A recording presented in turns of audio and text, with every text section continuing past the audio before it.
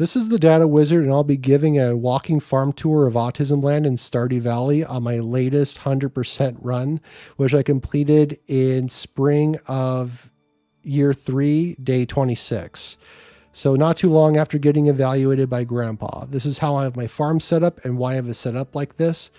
I will be spoiling certain items that you get in late game. So if you don't want to be spoiled, please stop watching now. With that spoiler warning out of the way, we're going to go outside. And if this video is helpful or interesting, please like and subscribe. Please comment below if you are also interested in greater details and how I did something and why I did it. So I married Abigail very late into the run. I actually originally married myself through a temporary co-op account, Data Ina. Originally, I wasn't intending to get married to anyone, but then the last minute, I was like, I want to be on top of the mountain with somebody, and I chose Abigail. But I did end up dating everyone in the village and giving the bouquets, and I managed to get the scenes with the rabbit's foot. That was pretty funny. If you want to see that, just let me know in the comments.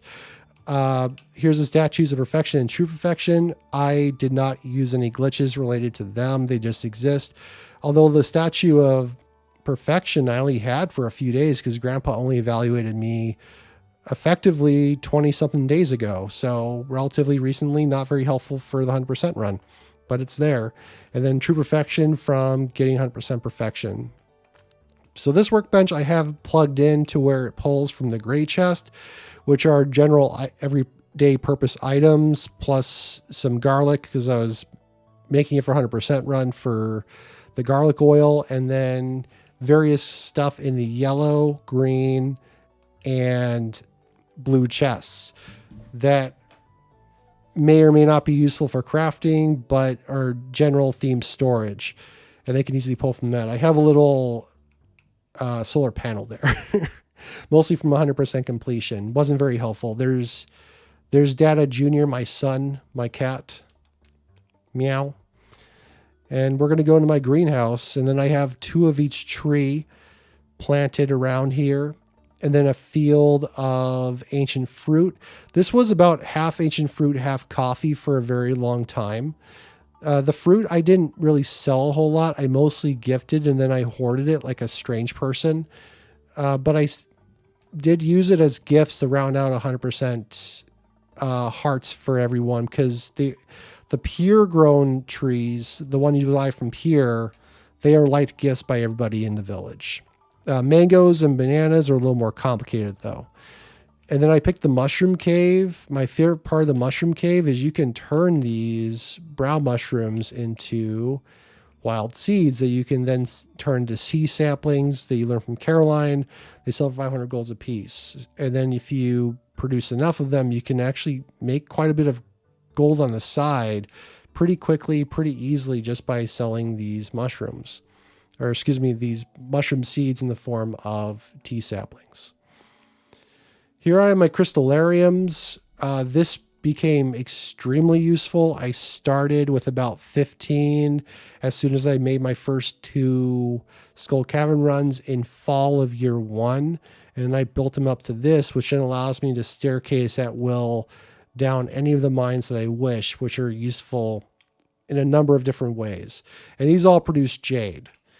And I was producing a little bit of rubies for a time because that gives spicy eel if you trade those into the Desert Trader. Otherwise, trade in jade to Desert Trader on Sundays for staircases. They were extremely useful for getting the 100% run done quickly. Then I just have this little useless scarecrow display. I thought it was cute. I gave the alien black cowboy hat for some reason. I don't know why. I have back here the biggest pain point in my entire 100% run, the tub of flowers. I actually would have had this 100% run done about 15 days sooner had I not forgotten the tub of flowers recipe from the spring flower festival. So I have it back there as kind of a reminder of my shame a little bit, because otherwise I actually would have gotten this run done a lot faster. Here's my very lazy setup for the slime hutch. I didn't bother much of the slime hutch, but here's a bunch of tiger slimes. You already have the start of one turning gray a little bit. I might try to get diamonds at some point from the slimes. And I put a wicked statue here so that way the witch doesn't try turning them all into coal slimes. That would make me really sad. So, and I don't like being sad. I like being happy. So that's why it's like that. And then we have some mushroom trees. We have maple syrup trees. Maple trees. Wow.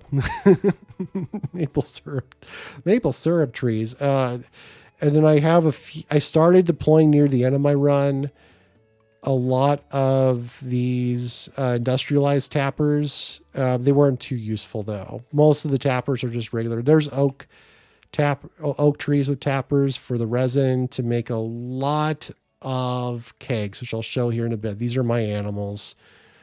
A lot of them have video game references, except for my goat, Mr. President. He's the president of Autism Land Farms. There's Hamlet the pig, Tepig the pig, and then Ellie. I named a bunch of the animals after Last of Us Part 2 characters for some reason.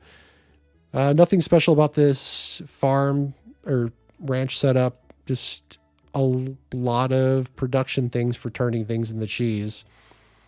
My one auto petter that I have deployed is out here in the coop. And I got that from being lucky in Skull Cavern. And I actually have a few more auto petters. I just never bothered to deploy them in full. I have, this one's empty because I was going to fill this up with golden chickens, which I can now get because I completed 100%, but I haven't gotten around to doing that quite yet. And I managed to actually get 4 ostriches out, which I was pretty happy with. I named them after Earthbound characters, an older RPG that I like a lot. Oh, I left the gate open. The ostriches are having fun out there. I'll have to close it later. This is Dada Ina, my ex-wife's house. It's very depressing. We're not going to, but it's still there in case if I ever decide to do something with it later. I have some mushroom trees here that I kind of used for some fall seeds at the end for tea saplings, but not really. And then a bunch of kegs. And in these kegs, we were alternating between a lot of star fruit and a lot of ancient fruit. Now, a lot of players will go, ancient fruit is the best over star fruit. The big problem I ran into was I was bottlenecked because I wasn't able to multiply the ancient fruit fast enough. There's my cranberries as a backup, by the way. So because I wasn't able to multiply the ancient fruit fast enough, I needed star fruit to bail myself out. So most of these were actually being powered by star fruit for a very long time. Then ironically, star fruit turned into my bottleneck because I wasn't producing enough star fruit. And I used Ginger Island to produce all my star fruit. I actually have nothing but star fruit and random stuff growing on Ginger Island right now, which I'm not showing because it's kind of boring. It's just basically a huge field of about 400 star fruit. And then more trees. And then we have some fish ponds. I actually set up the fish ponds to be symmetrical a little bit. And I have a little blue pond over here. This is Autism Land. I like symmetry. Symmetry calms me down. So I made it as symmetrical as possible. And then I have 2 Juno huts that are producing ancient fruit. Again, not super useful because I got bottlenecked due to just how late everything ran. And that covers my entire farm. I'll just very quickly show that I also have a very basic mine layout over here. Very basic. Nothing special here, but I have a bunch of furnaces right here in the mines that I use to basically produce a lot of iridium bars.